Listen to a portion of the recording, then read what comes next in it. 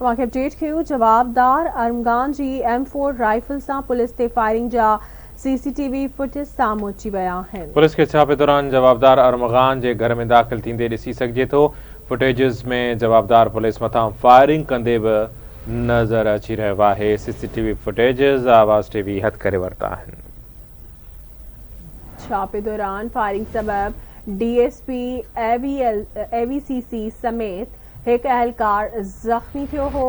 खबर अवां सां शेयर कयूं पिया। ब्रेकिंग न्यूज़ आहे। जवाबदार अरमगान जी M4 राइफल सां पुलिस ते फायरिंग जा CCTV फुटेज साम्हूं अची विया।